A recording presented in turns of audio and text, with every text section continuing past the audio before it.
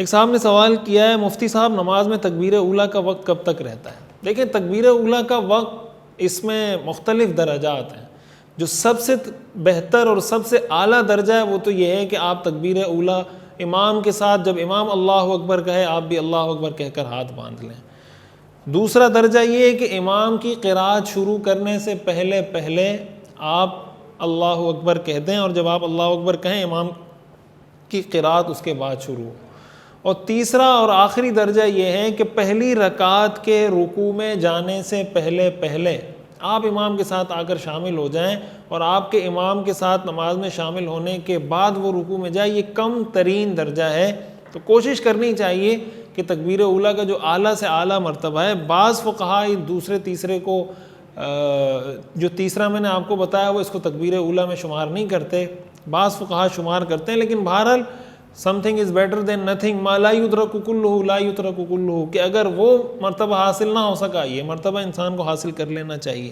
صاحب نے سوال کیا، مفتی صاحب میری نماز گھر پر قضا ہوئی ہے اور سفر پر بھی 16 سال کی، جس میں 8 سال سفر کی ہے، تو کیا سفر میں رہتے ہوئے قضا نماز پڑھ سکتے ہیں اور طریقہ کار کیا ہے؟ دیکھیں قضا نماز آپ سفر میں بھی پڑھ سکتے ہیں اور گھر میں رہتے ہوئے بھی پڑھ سکتے ہیں. جب آپ گھر میں ہوں، اپنے شہر میں ہوں، تو طریقہ اس کا یہ ہے اور اصول اس کا یہ ہے کہ جو نمازیں آپ کی سفر میں قضا ہوئی ہیں، تو جو 4 رکعت والی نمازیں وہ آپ 2 رکعت ہی قضا کریں گے. مثال کے طور پر آپ کی ظہر اور عشاء کی نماز قضا ہوئی سفر میں.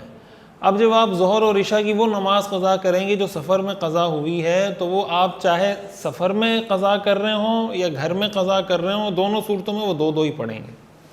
اور جو نمازیں آپ کی گھر میں قضا ہوئی ہیں، گھر کا مطلب اپنے شہر کے اندر، اپنے گھر میں یا اپنے شہر میں جہاں آپ مسافر نہیں ہیں، وہاں آپ کی جو نمازیں قضا ہوئی ہیں جب وہ آپ قضا کریں گے، تو چاہے آپ گھر میں اور اپنے شہر میں قضا کریں یا دوران سفر آپ کو قضا کرنے کا موقع ملے، دونوں صورتوں میں آپ وہ نمازیں پوری پڑھیں گے. تو عرض کرنے کا مقصد یہ کہ اس میں اعتبار اس بات کا ہے کہ آپ کی وہ نماز قضا کس حالت میں ہوئی تھی. سفر کی حالت میں ہوئی ہے تو بعد میں قضا بھی سفر والی ہوگی، کہیں بھی آپ ادا کریں.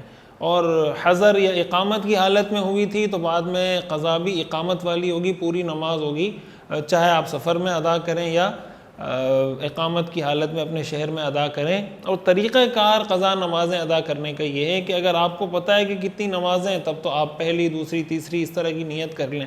اور اگر پتہ نہیں ہے تو ایسی صورت میں جب آپ قضا نماز پڑھ رہے ہوں تو آپ یہ نیت کر لیں کہ میرے ذمے جتنی قضا نمازیں ہیں، مثلا فجر کی نمازیں آپ کی قضا ہوئی ہیں، اب آپ فجر کی نماز قضا کر رہے ہیں، تو آپ یہ نیت کر لیں کہ میرے ذمے جتنی قضا نمازیں ہیں ان میں سے پہلی قضا نماز میں ادا کر رہا ہوں. پھر دوسری دفعہ جب پڑھیں گے پھر بھی یہی نیت کریں، اس لیے کہ پہلی والی تو اب ذمے میں نہیں رہی. پھر تیسری پڑھیں گے پھر بھی یہی نیت کریں کہ جو پہلی نماز میرے ذمے میں قضا ہے وہ ادا کر رہا ہوں. اس طریقے سے آپ ادا کر لیں. اور ایک بات یہ بھی عرض کر دوں کہ قضا نماز بعض لوگوں کا خیال ہوتا ہے کہ جیسے فجر کی نماز ہے تو فجر کے وقت میں ہی قضا ہو سکتی ہے، ظہر کی نماز ہے تو وہ ظہر کے وقت میں ہی قضا ہو سکتی ہے. ایسی کوئی پابندی نہیں ہے. آپ فجر کی قضا نماز ظہر کے وقت میں بھی پڑھ سکتے ہیں، عصر میں بھی پڑھ سکتے ہیں، مگر کسی بھی وقت میں پڑھ سکتے ہیں. مکروہ اوقات کے علاوہ کوئی بھی قضا نماز کسی بھی وقت میں پڑھی جا سکتی ہے.